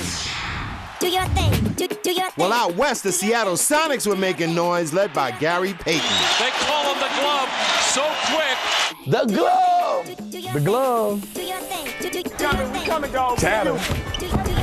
He would talk so much smack that you could never take it personal. It just started being funny. Don't talk to him like that, Beater Knuckles. I never could understand it, but he had some good lines, you know. If your head lumpy, I tell you your head lumpy. You ain't that one out here, boy. He liked intimidating you. He liked defeating your mental toughness. No point guard played defense like Gary Payton that I could think of. He would tell you, I'm going to beat you down and I'm going to score 20 points on you and have 10 assists. There's nothing that you're going to be able to do about it. And he would go out and get 20 and 10. Too far ahead, he saves it. Oh, you gotta love that action. Good. Payton running his mouth, throwing lobs. I mean, sometimes he wouldn't even look, just put it up there and he's going to catch it. The rain man coming. He'll lay it down. What a lob. Whoa, Gary Payton with a lob ahead to Kemp. Shawn Kemp. The Rain Man. Wow. Shawn Kemp, Rain Boy. He was just a teen, yet he was in the NBA. He's just a child. He's a man. This was a grown man when we were teenagers. He's a man-child. He had a full goatee. He was like 17, 18 years old. And he came, and he grew, and he fed on the rain. Oh, sweet rain. I like this place. Between the legs, into the lane, and this in a bone-crushing two-handed save. Yeah, the freak of nature. Like I said, I can throw alley-oops to him anywhere. If you see our highlights, I would throw it from anywhere. I would throw it with my left hand, I would throw it with my feet, I would throw it with my head. He would go get it. The other way, into the lane, up top, Kemp is there! Oh, he cocks it! I'll just throw it and then I'll start running backwards because I knew he was going to put on a show. Gambling swats it away, Kemp powers in with a jam. Man, I'm telling you, he crushed that one. Shawn Kemp was sick. Yo, the Shawn Kemp, Alton Lister dunk. What are you? Just get out of the way. Slide now, Kemp going to the hoop. Wow! Now that is attacking the basket. And then hit him with the, hey! Kemp literally pointed at my, you should have moved out of the way. My general idea was to dunk on everybody. You'd be like, did I actually jump with this guy? Did I do that? Wrong, wrong, wrong. Shawn, Kemp, and Gary Payton, they made it hot up there. After winning the West, things were really heating up in Seattle. And the Bulls were getting ready for the Sonic Air Show. Check it out. From the United Center in Chicago, Illinois, welcome to the 1996 NBA Finals. Okay, go to the next guy. Get out. Get. That was a hell of a team. And George Karl, hell of a coach. If Michael gets to the post up, go double him. Every time he touches it, you're going after him. And back comes Jordan. Deflected beautifully by Askew. Payton's loose. Payton leading the way. And that little look like, Michael, you're the king, but I'm coming after you tonight. There were so many highlight film scenarios in that series. Off the dribble. Michael crosses over. Michael falls, fires. Win or lose, we're taking something in that locker room and believe in each other in this huddle. You gotta believe that, guys. You fought too hard. Every one of you. Grab each other and trust each other. It was just they had a great team, but the wrong time. We all had that play against the Bulls, couldn't get over the hump.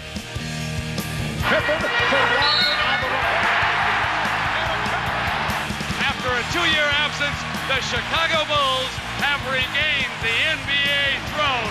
Probably the better series if we could have went to Game 7, but they were a great team and they deserved to win. I actually feel like we just took a 2-year hiatus and now we're back again. How's it feel to hold it again, Mike? I think it was heavier than all the other ones. Yeah, the Bulls were back on top, and NB90s is back after this break. Hi, I'm Michael Rappaport, and one thing I remember about the 90s, crazy draft day suits. Oh my God, Samaki Walker. Did you lose a bet?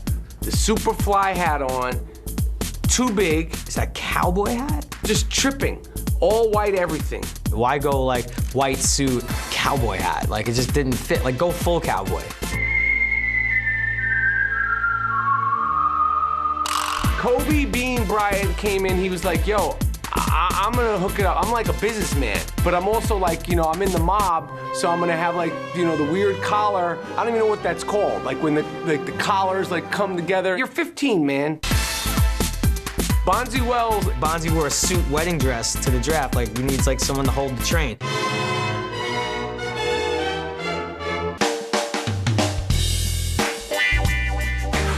Jalen Rose, listen. I like the color red, and I also like candy canes. You're getting drafted, you might as well stand out and look like something that you put on the Christmas tree. I don't know who told you that red was dope and then a red pinstripe was dope. Nothing was dope about it. Jalen, don't hit me. We're boys. Come on, the 90s were bad for clothes. We know this. Yeah, some of them draft suits were tough to look at, but the 96 class was dressed for success. Boy, it's a good-looking group. David Stern. That was the draft of all time. Franchise player after franchise player. Marcus Camby, Sharif Abdur-Rahim, Stephon Marbury, Ray Allen. I mean, you got Kobe Bryant, 14. Kobe Bryant from Lower Merion High School. Steve Nash, 2-time MVP. He wasn't even a lottery pick. 96. You don't know, do your research. Yeah, but there was no question who was number one. The answer. Allen Iverson was ridiculous. Coleman almost ran him over trying to do something. AI. AI is just so fly because it's A1, it's the sauce. It just feels good when it's poured over the right thing, and money was just the right thing. Iverson has Marbury, crosses over, strong to the... He, to me, was a great artist because you got a sense of who he was as a person because of how hard he played. Left 20 gallons of sweat on the court every game. That's AI. Iverson made you proud to be part of the NBA. That guy was so good, so tough. Iverson easily by Price for two. Allen Iverson talking to Charles Barkley. Couldn't nobody stop him. He could score anytime he wanted to, 40s, 50s, whatever he wanted to do. Allen Iverson, 4 straight with 40 or more. Allen Iverson with 50 for the night. He was the anchor to a lot of kids' dreams and hopes. He just meant so much to so many people, and he just was so unique. Trying to guard this guy is like trying to hold water in the palm of your hand. Let's see what Anthony does. Forget about it. Iverson for two. And when you talk pop culture, he was right at the top. He was one of the most popular players in the NBA all over the world. I don't know if he was the first dude with cornrows. Allen would keep his tight, because, you know, you got to have your cornrows hooked up. Iverson crosses over against Brown, gets two. That's what I love about him. He brought swagger. The guy told me, when I get to the league and I play against Mike, I'm gonna hit him with the crossover. And I was like, son, you're not crossing up Michael Jordan. Have you lost your mind? Ooh! Ooh! Allen shakes, Gray gets two. That was like, word. He didn't shake Michael Jordan once. He shook him twice. Yeah, Mike in the blender. And made the shot, buff, whole lot. Jordan got shook, and then he went out and dropped 60 on someone's face. That's right, MJ would have the last laugh. We'll show you how on the other side. We're back with more MB90s. As the NBA celebrated its 50th anniversary season, the league revealed its 50 greatest players of all time, upping the wattage at All-Star Weekend in 1997. I tried to get as many as him, I couldn't get there. And then I was fighting this man. It was a noble effort, though. Yeah, noble effort. It was cool to see all those guys from the different eras. George Gervin, Magic Johnson, Larry Bird, Wilt Chamberlain. It was kind of cool to sort of sit there and watch history come alive. Ladies and gentlemen, let us salute together the greatest NBA players of all time. Meanwhile, Robert Parrish gave new meaning to NBA at 50. All right, he was only 43 when he joined the Bulls. I'm definitely not going to get any better from an athletic standpoint, so it just boils down to, do I still want to play? It was sort of an insurance policy, just in case, but he brought, he brought a lot of,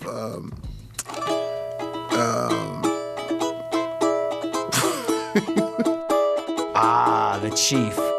Probably played a little bit too long. Just a mystery. One of those guys you're like, yo, how's he doing it? Yeah. This old man, he play one, he play knick-knack on my thumb. I remember watching him when I was in high school, in junior high school. And, In terms of longevity in the NBA, hail to the Chief. Here I come, world. Here I come. From a timeless wonder to a boy wonder, Kevin Garnett made his grand entrance on the All-Star stage. It's the youngest man since Magic Johnson to make an All-Star team, Kevin Garnett. Whoever knows Scary Payton, whether you guys were there or not, he was going to have that moment when he was going to sing. He's going on 20 and 21. He's 20 and he's going on 21. He's in the NBA. We're going to call him Sir Plastic Man. Slink, slink. Looking inside, Robinson. Oh, Garnett! Where did he come from? He's the kind of guy who curses himself out. Don't be so mean, KG! It's almost like he's gonna beat himself up just to motivate himself to defeat you. The 97 playoffs were packed with crazy buzzer beaters. Chapman for the tie! Oh! He whacked it! Johnson at the buzzer! But none was bigger than a Jazz classic that left the Rockets feeling kind of blue. Stockton, open three, hit it! John Stockton sends the Utah Jazz to the NBA Finals. John Stockton would never choke under pressure, always make shots, always make plays. Karl Malone, I felt like he fed off of some of that.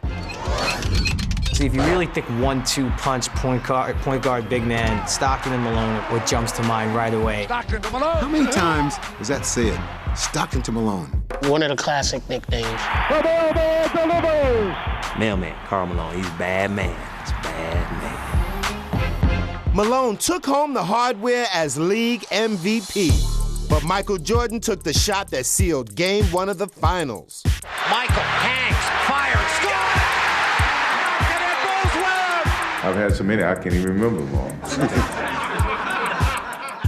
Then in Game 5, MJ delivered a sick performance. Michael Jordan, he is suffering from flu-like symptoms. There is no flu in basketball. And Michael is dead on his feet, exhausted. He looks like he's getting ready to fall over on Pippen. Jordan is absolutely exhausted and worn out. But then get out of the huddle, it's like, buzzer goes off, he's like, boop, he's like a robot. He's turned back on, he's hitting you at the crossover, fade away. Karl Malone, none of them can stop him. Classic performance by the flu-ridden Michael Jordan. One shot for their 5th title, and everyone knew the Bulls were going to Steve Kerr? He said to Jordan, you pass me that ball, I'm gonna be ready. He comes off, I'll be ready. I mean, I was wide open for jump shots because of those two guys. Michael in traffic to Kerr, 15-footer. Sure enough, boof, another title. Mike always had a good shooter with him. I was able to fill a role because of their talent and fit in on one of the best teams in league history. That's right, we're history too. That's it for Volume 4. This is Fab Five Freddy saying, see you on the rebound on NB90s. Oh, snap. NBA TV presents NB90s. It's the NBA. Like he bought airspace. It went with the flow of Jordan. Back in the day. Don't ever underestimate the heart of a champion. In the decade when the shorts got longer, the players soared higher. Elevates and throws it down. And the game went global. We've got all the players. The things he was doing, like, man, we never seen this before. And the looks. By Detroit players. The 90s were bad for clothes, we know this. And rivalries that were off the hook. 37 points in like 15 seconds. So chill on out. We're keeping it really real. My general idea was to dunk on everybody. Right here on NB90s.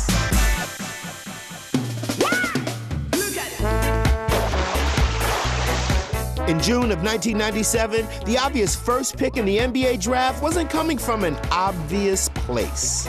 He's a swimmer from the Virgin Islands. Are you kidding me? And upon receiving the call, the college standout broke into a little stand-up. So, Pop, all I've heard from since I've gotten here was that you're going to trade me. That's all I've heard for the last 20 minutes. Timmy. And who would have ever thought you'd call this guy Timmy? Duncan, and that is his first NBA basket. Tim Duncan, so quiet, so reserved. Can't get him to say boo. Look at that spin move, baseline, wow. Oh my goodness. The happiest person in the entire NBA when Tim Duncan got drafted by the Spurs was David Robinson. And Tim Duncan ain't nothing but a new David Robinson. We call them the quiet guys that win. Yeah, Duncan and Robinson, the ultimate professionals. Just the dignity and the poise that those guys always displayed, to me, defined those Spurs teams. In the Duncan sweepstakes, the Celtics had the odds on their side with their lucky leprechaun, too. But this time, the little leprechaun came up short. Imagine that. Duncan would have been great in Boston. It was tough on the city. Definitely was. In D.C., the fans didn't have much to jump up and down about. So a franchise in need of a change started with their name. Me personally, I'm looking forward to something new. You know, the Bullets haven't won in a long time, and I'm looking forward to creating our own history. I think any name works when you're winning. You could be called the losers and win the championship, and everybody feel good about you. New York City is the home of fashion, hip-hop, bagels, and point guards. Matter of fact, point guards. I hear you, Fife. And one of those point guards turned out to be a wonderful wizard. Oh, my God. Rod Strickland, one of the best point guards. Rod is a pure point guard. He can shoot the ball from the outside, has good range, but also looks to penetrate and dish the ball off. I remember hearing about him before I even saw him when he was still in high school. Strictly strict. When the coin changer.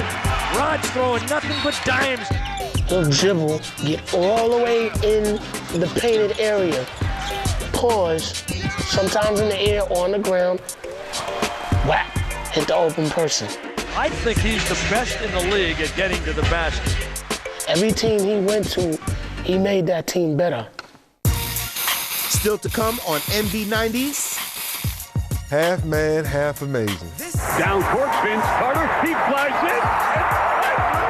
Are you kidding me? He's probably one of the greatest in-game dunkers of all time.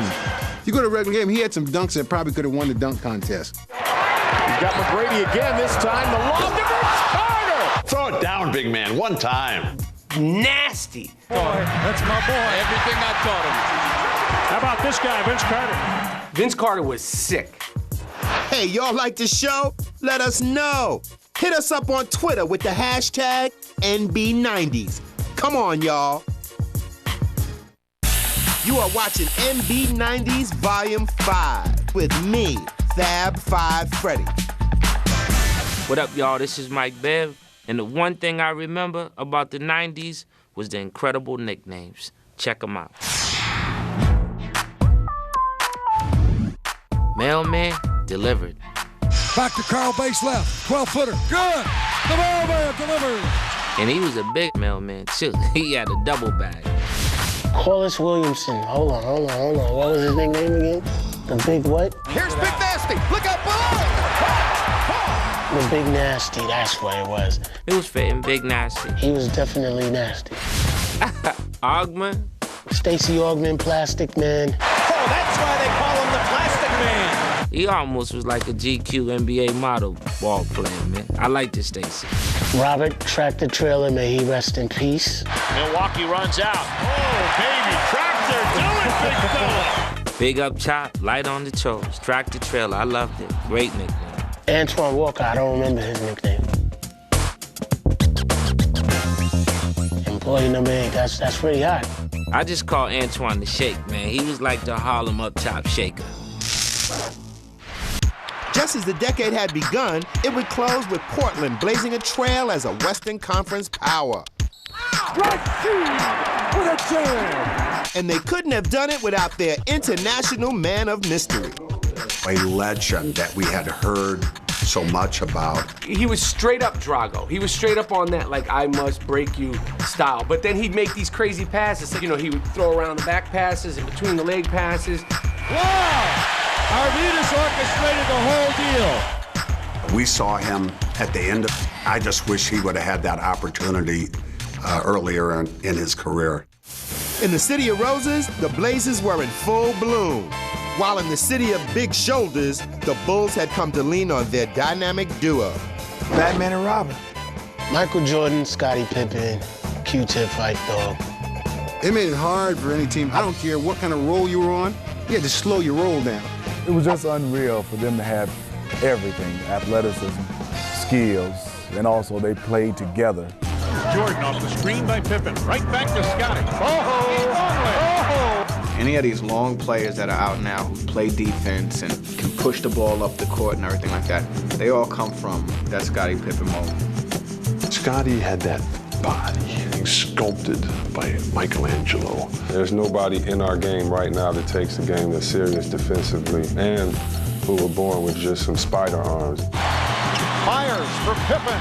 Oh, Scottie Pippen in the face of Patrick Ewing. His contributions, I think, sometimes get lost in the Bulls and their success. It was a familiar tune at the '98 finals when the Bulls and Jazz got together for an encore, and Game 6 came to a thunderous crescendo. Stockton, a three-pointer. The Jazz got the game. They're up 1, 20 seconds left. Great free throw shooting team. I was actually excited to see the Bulls have to play Game 7. And then Jordan steals the ball. Uh-oh. And then Jordan comes down, takes his time. The Bulls can win it right here. Everybody in the building knew what was going to happen. Here's a story that Michael told me about. He goes, man, you know, when I quit playing, I was in a gym working out in Chicago. Brian Russell walks through. He goes, oh, man, I hate you quit, man, because I was going to bust your... Fires! Yes! You got to be careful what you say to who. course that shot goes in. That's what he does. Look at all the faces in this photo. This is a sad, sad sight right here. It was just the wrong time. Do I keep saying that? As we talk about the 90s, did you say their timing was wrong? It was the Bulls' decade. Their sixth NBA championship. 6 of them. Now, y'all say whatever you want. They can't win till we quit. As the decade was coming to a close, the Bulls' run was coming to an end. But it sure was a memorable last dance. How do you break up a team that's winning? They left with the crown and that was it. Then he went and had some parties. Mike leaves, Scotty, he gone. How does that happen? The culmination of just an incredible experience for all of us who played with the Bulls during those years. Coming up next, White chocolate, dope nickname. Williams crosses over, loses Ewing, in the lane, marks a high one off the window, up and in. White chocolate brought, he was like, yo, what's up? Spins into the lane, double, feeds it out to Jason Williams. Jason back to Williamson, wide open. A great pass from Jason Williams. You're watching MB90s, Volume 5. You are watching MB90s, Volume 5. It's time for Rewind. We had this segment called Rewind, which was the hottest segment going. Oh yeah, Rewind! I remember Rewind. That was like my favorite part. And check out this edition. In this edition of Rewind. Rewind, you had a little narration to it. You know, Ahmad would be like, oh, Monday, this is what we had. What day of the week is it today? Monday! On this Monday. Today, boys and girls, today is Monday. This Ahmad Rashad having a bunch of fun. Tuesday. Wednesday. Thursday! And Rewind, yeah, you just saw all the plays and then the bloopers and stuff like that. We watched Rewind, and it was like gold. But it was before all the social media. During that time, the only place you can get that was Inside Stuff. And thanks for watching Repetition. That's Rewind. Fortunately, styles like the Jerry curl fade away. But AC Green, who wore it well, managed to endure like none other in NBA history. 1,192 games. Like, who plays that many games, grabbing rebounds, banging? You're sweating, but I don't know if you're sweating Jerry curl juice on me. I don't know what's going on here.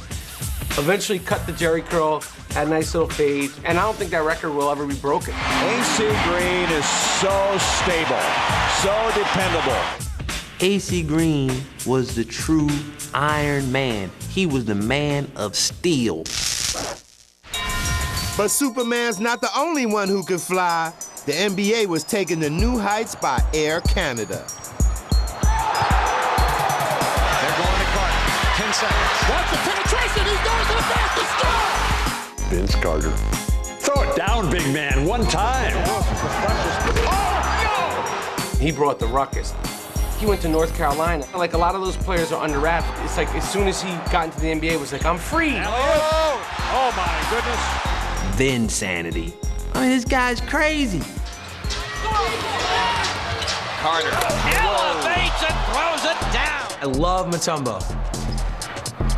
If ever there was a time where he should have did that to himself, that would have been it. He should have waved the finger to himself because that was just, that's like a retirement dunk. That's the stuff that where you say Mutombo's jogging down court and you're like, man, am I playing too long? They're gonna run the play for it. Carter! He had wings.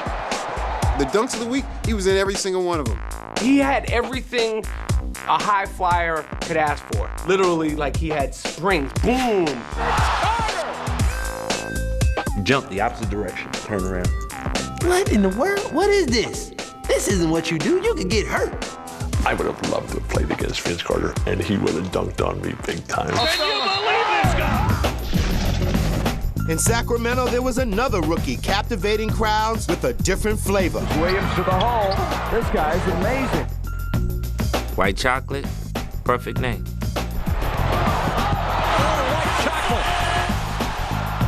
The white chocolate let every white person know we know where it came from, and let every black person know he's one of us. That was all good. Perfect name. When I think about one of the more exciting players in the league, was Jason Williams.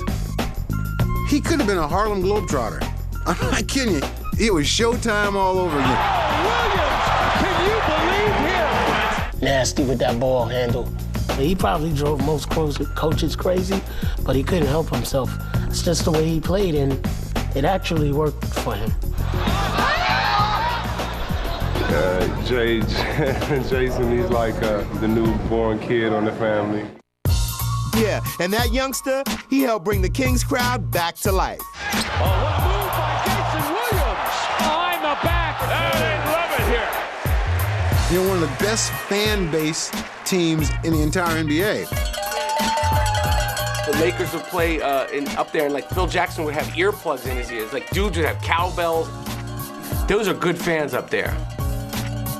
They had a great team there, a great group of guys there, and they played exciting basketball. Yeah, Jason, Weber, and Vlade. They had Peja, they had Doug Christie, they had the Nose brothers. Doug Christie, he had got a beak. I could say that because I got one. And then, you know, John Barry had that pointy nose. Well, there's nothing like watching a team play that all 5 guys touch the ball and they've got some sort of a thing going. That's what the 90s were about. They had so many of these teams like this that they were really exciting. They had a great team. I love that team. They put Sacramento on the map. You're watching MB 90s, Volume 5, with me, Fab Five Freddy. Welcome to MB 90s, Volume 5. In Vancouver, Sharif Abdur-Rahim and Mike Bibby had given the Grizzlies a little northern exposure. Bibby with a no-look to Sharif. But the biggest thing to hit town was the man they called Big Country. It sounds like they may be having a little party over there. Sounds like they're getting after it. Big Country. You're just twice as tall as I am. Yeah. Reeves, was that? Big Country. R-E-E-V-E-S? Hello, how are you? Big Country. Yeah, no problem. Yes, sir. Sometimes I just don't get it, you know. Maybe I needed to be out on the farm a little bit more. Didn't have a lot of big country in North Jersey. Nice talking to you. Stop by sometime. We'll see you later. Thanks. Big Country Bryant. He wasn't that athletic, but he was a hard guy to stop. Big Country takes it in, and a nice reversal. He had that crazy one-hand jumper. One fake, puts up the shot, it's good! Hitting people in the post. Reeves getting all the early looks. Country strong. Gives the Country, goes to the rack and jams it in the face of Karl Malone. But he was born country strong. So you're having a little fish right here. That's okay, I got some right here, and I'm doing just fine. But he had the whole Vancouver on his back. So I think I went fishing with him. We went and took a fish out of the water. You haven't seen one this big? I've seen one that big, but I've never seen anyone catch one that's already gutted and is still frozen. We bounced from Big Country to the big city, where Patrick Ewing had been the leading man in the Big Apple for over a decade. That man was a beast. Who else could shoot the jumper? Who else could post you up and take you inside, left or right? I mean, Patrick Ewing was very athletic and a good defender. Patrick Ewing with a block and the defensive play of the game. He was the face of that franchise for so many years. The rivalry between the Pacers and the Knicks is legendary.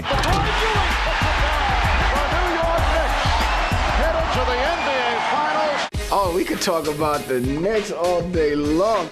Yeah, Patrick Ewing was the truth. If it wasn't for Patrick Ewing, man, I don't know if I would have been as big of a basketball fan as I was.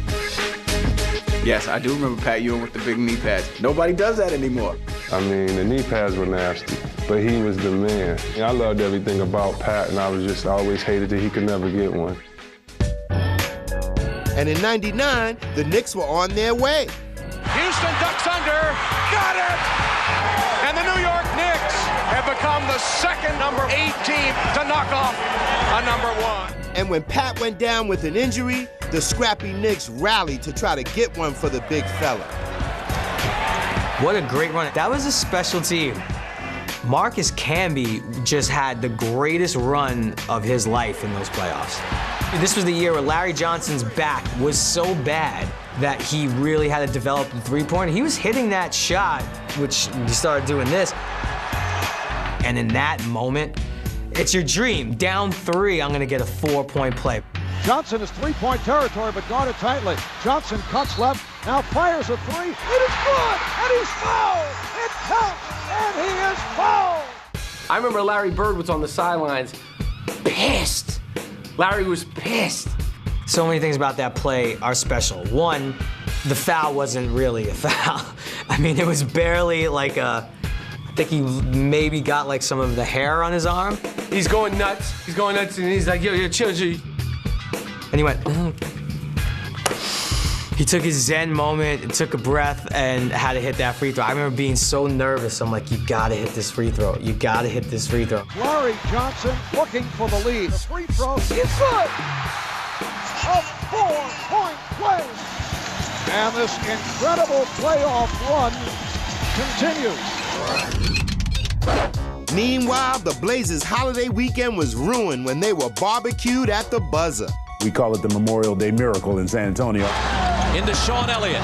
He fires the three and hits it! Shawn Elliott, tippy toes. That tippy toe shot. What a shot! Oh, it looked like he was going to step out of bounds. You know, I don't know what they call it in Portland, but that's what we call it, Memorial Day Miracle. Three, bang! Shawn Elliott, an off-balance three! Shawn Elliott was huge in their championship run. Ice cold, consistent, great shooter. The guy you hated to play against, but always wanted on your team. Good evening, everyone. From the Alamo Dome, the San Antonio Spurs, the New York Knicks in Game 1. The San Antonio Spurs, they were expected to be here. Robinson, Duncan, Avery Johnson, Shawn Elliott, all anchored by Greg Popovich. Okay, first play, we're going to go wedge down to Tim. See what they do. It's been happening in San Antonio for quite some time because of Popovich is that their system is a beautiful system to watch. Tim Duncan made a living. Gas step, got him, bank, take that to the bank. There's another bank shot in your face. That's Tim. And the story, Tim Duncan, 33 points, 16 rebounds. I actually thought the Knicks had a chance. A hot Latrell Sprewell. Here's Sprewell, yes! Whoa! A young, spry Marcus Camby, Larry Johnson coming off the 4-point play, and just the Spurs just made it not fun. They sucked all the fun out of it. No, we're just gonna beat you slowly. Duncan and Robinson all over him, ate him up. The ultimate protectors defensively. Blocked. Kirk Thomas rejected by David Robinson. Spurs put a stranglehold on the 99 NBA Finals. Yeah, that's the general right there. That's the little general. You know him. Avery Johnson, that's it. They call him the little general for a reason. Tell y'all something. Hold on. We ain't have all that old laughing and joking before the game today. You know, everything he said meant everything in the world at that moment. You know what I'm saying? I was backing up to let you do. 5-0. 5-0. Shoot the ball. Move the ball. 5-0. Get in the post. 5-0. A title's at stake. Spurs are closing in. With the Admiral on a mission, it was the little general who came up with the biggest shot of his career. Elliott bluffs, drives, kicks. Avery Johnson for the lead, yes. Avery Johnson drills it from the baseline. We'll forever watch that shot. The little guy sticks that dagger right toward your heart on every occasion. And I think that's the biggest thing with Avery Johnson. Never had gaudy numbers, but his teams won. The San Antonio Spurs win their first ever NBA championship. For so long, this is what you dream about, you know. And now I can't even talk about it. I mean, it's incredible. I'm blessed, just blessed. I keep following around the best player in the game. I was fortunate to go from Chicago to San Antonio and join those guys. Man, am I lucky here or what? What the hell am I doing here? I have a feeling that has something to do with all these championships. Yeah, that 99 title would kick the Spurs to another level at the turn of the century, but that's another story for another time. Hey yo, I'm Fab Five Freddy saying thanks for watching NB90s. See you on the rebound.